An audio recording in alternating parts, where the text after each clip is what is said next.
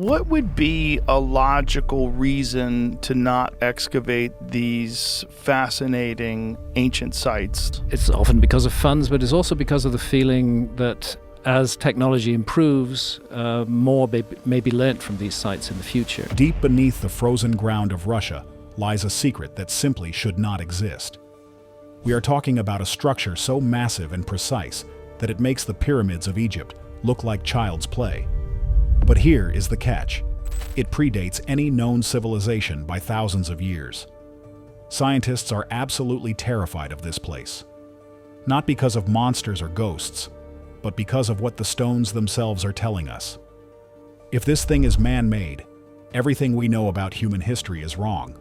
But if it is natural, then geology as we know it is a lie. The descent into the unknown abyss. For centuries, the people living in these shadows have passed down stories. They do not talk about gold or pirate treasure. They talk about something much older. They speak of the old ones. They speak of hidden tunnels that run for miles, endless caves that glow with no light, and underground cities constructed way before our history books began. Some legends say entire communities went underground to hide from enemies during the Mongol invasions. Others claim these tunnels were not for living, but for something else entirely. Something mysterious and powerful. Most scientists brush these off as campfire stories. Myths. Fairy tales designed to scare children. But here is the deal. In the 20th century, people started realizing that these myths might actually be maps. Enter Arthur Zhemukov. He was a local cave expert, a guy who did not scare easily and knew these mountains better than anyone. While other researchers were looking for oil or minerals to exploit, Arthur was looking for the truth behind the legends. He had heard the whispers about a specific peak, Mount Hara Hora. The villagers said there was a hole up there that breathed, a vertical shaft that did not look like anything nature could create. And get this. Arthur found old military documents from World War II suggesting he was not the first one to look. The Nazis had been there in 1942. But we will get to that crazy part later. In 2011, Arthur decided he had to see it for himself. He gathered his gear, a few trusted friends, and hiked up the treacherous slopes of Hara Hora. They were not looking for a bear den. They were hunting for a legacy. After days of searching through thick brush and dangerous scree, they found it. A narrow vertical opening in the stone, hidden by bushes and centuries of erosion. It was small, barely big enough for a man to squeeze through. But the moment Arthur looked inside, he knew this was different. Natural caves usually have rough, jagged entrances shaped by water or wind. This one was smooth. It was clean. It looked like someone had sliced the mountain open with a giant knife. Arthur stood at the edge, peering down into the black abyss. He dropped a stone. It took a long time to hit the bottom. Initial measurements said it went down about 130 feet. That is roughly the height of a 12-story building, straight down. They rigged their ropes. The tension was palpable. This was not a casual climb. It was a journey into the belly of a beast. As they lowered themselves in, the air grew cold and stale, but it was the walls that made them stop and stare. In the beam of their headlamps, the stone did not look like rock. It looked like masonry. The walls were flat, straight, parallel. Nature does not usually do parallel lines. Water and lava create chaotic organic shapes. But this shaft was a perfect chimney. Shoulder to shoulder, they squeezed deeper. The only sound was the creaking of the ropes and their own heavy breathing. Every few feet, the mystery deepened. The way the light hit the walls created sharp, distinct shadows. It felt engineered. It felt precise. After what felt like hours, their boots finally touched solid ground. But the relief was short-lived, because when they looked up and shone their lights around, their jaws dropped. The narrow shaft opened up into a massive underground chamber. It was huge. The ceiling towered 120 feet above them, like a dark stone cathedral buried in the earth. But it was not the size that scared them. It was the construction. The walls were made of gigantic rectangular blocks. We are talking about stones that looked to weigh over 200 tons, and they were stacked perfectly.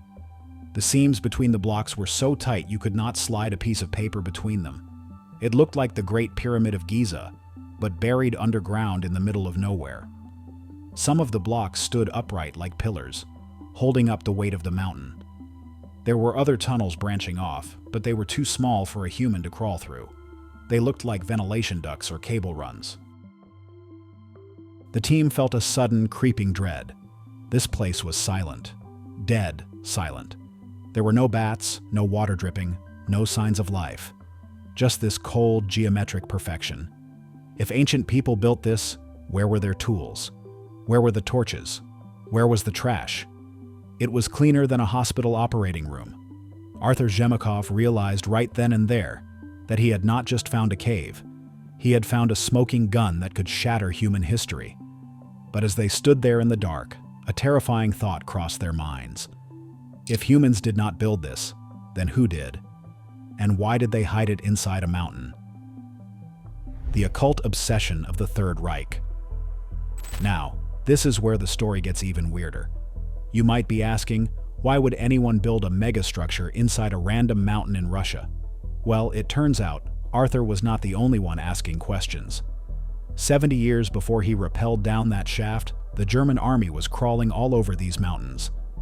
We know that in 1942, the Nazis launched Operation Edelweiss. Officially, they were there to capture the oil fields of the Caucasus. They needed fuel for their war machine. That is the history book version. But here is what they do not teach you in school. Heinrich Himmler, the head of the SS, was obsessed with the occult. He ran a secret organization called the Ahnenerbe. Their job was to scour the globe for ancient artifacts, lost civilizations, and anything that could prove their twisted theories about the Aryan race. They went to Tibet, the Middle East, and yes, the Caucasus. They were looking for Shambhala, also known as Agartha. Legend says Shambhala was a hidden kingdom of the gods, a place of ultimate power and advanced technology buried somewhere in the earth. Some theories suggest it is a literal hollow earth civilization. The Nazis believed that if they found it, they would become invincible. They thought the Caucasus Mountains were a gateway to this world, and the evidence suggests they found something near Mount Hara Hora. Locals and researchers have found swastikas carved into the rocks near the entrance of the shaft. And we are not just talking about graffiti from bored soldiers. These were specific locations, marked as if they were points on a map. Some historians think the Nazis were actually looking for this exact shaft. They believed it was not just a hole in the ground, but a machine, a weapon, or a portal. Now, hands down, the craziest theory is that the swastikas found there might not even be from the Nazis. The swastika is an ancient symbol used for thousands of years to represent the sun, eternity, and energy. If those carvings are ancient, it means this spot has been important for a very, very long time. But let us look at the facts. The Nazis brought specialized mining equipment to this region. They had teams of archaeologists mixed in with their mountain troops. They were not just fighting a war, they were on a treasure hunt. There are rumors, backed by some local testimonies, that the Ahnenerbe troops were seen carrying crates out of these caves, crates that were heavily guarded. Did they find something? Did they find technology left behind by the builders? Some conspiracy theorists go even further. They suggest that the Nazis did not lose the war in the way we think. They believe they found advanced technology in places like this shaft, technology related to anti-gravity or free energy, and spirited it away to secret bases in Antarctica or South America. The presence of the Ahnenerbe adds a layer of darkness to the mystery. It suggests that this is not just a geological oddity. It suggests that powerful people, armed with the resources of an entire nation, believed this place held the keys to the universe. And that brings us back to the structure itself. Because when you look at how it is built, you start to realize why the Nazis were so interested.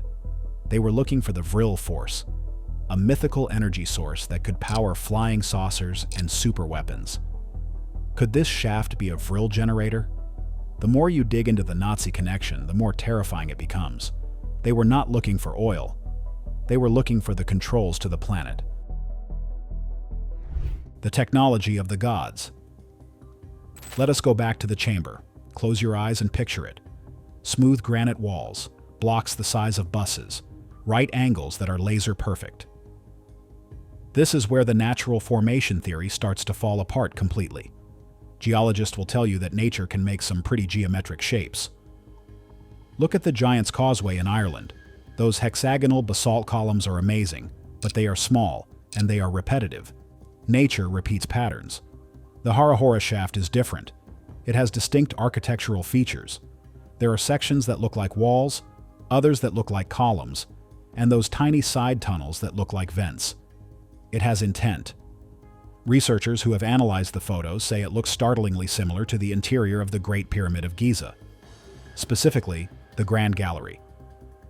The Grand Gallery in Egypt is a masterpiece of engineering. The stones are fitted so tightly you cannot see the joints. The Hara Hora shaft has that same level of precision. So, here is the million-dollar question. How? If this structure is ancient, like 10,000 years old or more, how did they cut the stone? We are talking about hard rock. To cut it this smoothly, you need diamond-tipped saws or high-powered lasers. You cannot do this with copper chisels and stone hammers. It is physically impossible. And then there is the weight. Moving a 200-ton block today requires massive hydraulic cranes and weeks of planning. Moving it inside a mountain? That is a logistical nightmare even for modern engineers. So, if primitive humans could not do it, and nature does not make 90-degree turns, what are we left with? This is where the wild theories really start to gain traction. Some experts suggest that this shaft is an ancient power plant. They think the mountain itself acts as a conductor, and the shaft focuses seismic or magnetic energy. Think about it. The Nazis were looking for energy. Could this shaft be a generator left behind by a civilization that mastered clean energy before we even invented the wheel? Other researchers have pointed out that the acoustic properties of the chamber are bizarre. Sound resonates in there in a way that can make you feel dizzy or nauseous. It vibrates right through your bones.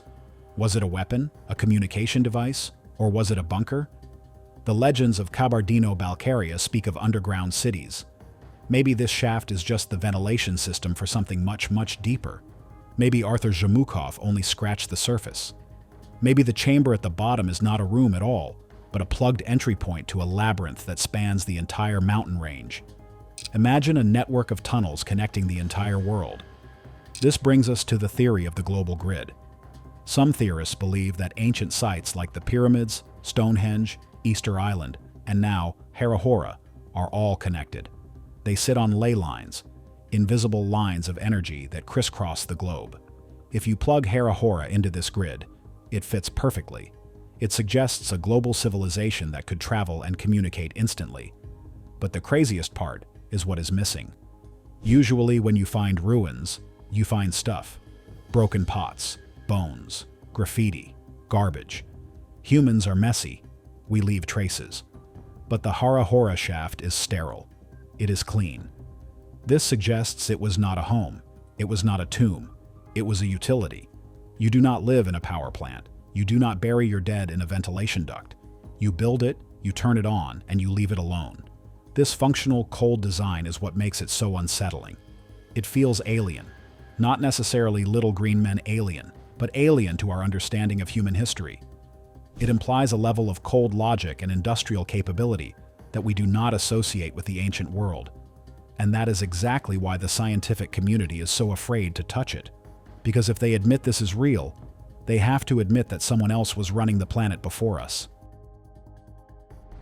The silence of the scholars. You would think that finding a pyramid underground would be front-page news. You would think National Geographic would be there with cameras.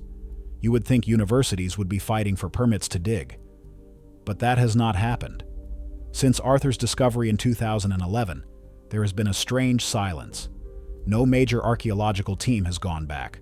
No government survey has been released. The site has essentially gone dark. Why? Well, here is the harsh truth about science. It hates anomalies. If a geologist looks at this and says, it is man-made, they risk their career because there is no record of a civilization there. If an archaeologist says, it is natural, They look blind because the blocks are obviously cut. So, they do the safest thing. They ignore it. It is uncomfortable. It challenges the timeline. If we admit that humans, or someone else, could build this 20,000 years ago, we have to rewrite every history book. We have to admit that we are not the first advanced society on Earth. We have to admit that we have forgotten more than we currently know. There is also a darker theory about the silence. Some say the government knows exactly what it is. Remember the Nazis? Remember the search for power? Maybe the Russian government, like the Soviets before them, wants to keep this potential technology for themselves. There are rumors that the area is monitored, that if you try to go there with heavy equipment, you will be turned away. Some people believe that underneath the mountain, the Russian military is already studying the technology. They might be trying to reverse engineer it. And this connects to another famous mystery, the Bucegi Mountains in Romania. Have you heard of that? In the early 2000s, a similar discovery was allegedly made there. A holographic library found deep inside a mountain, protected by energy barriers. The theory goes that the US and Romanian governments covered it up instantly. Is Hara Hora the Russian version of the Bucegi Sphinx? Are these two sites connected? The similarities are striking. Both are in rugged mountains. Both involve inexplicable technology. Both are surrounded by silence and government secrecy. Arthur Zemukov, the man who found Hara Hora, is part of this tragedy too. Without getting into grim details, let us just say his story did not end happily. He passed away in a tragic accident not long after his discovery began to gain traction. Like many who gaze too deep into the unknown, the mystery consumed him. Some say it was just bad luck. Others whisper that he knew too much, that he was getting too close to the truth of what that shaft actually is. So today, the Hara Hora shaft sits there, waiting. The internet is full of debates.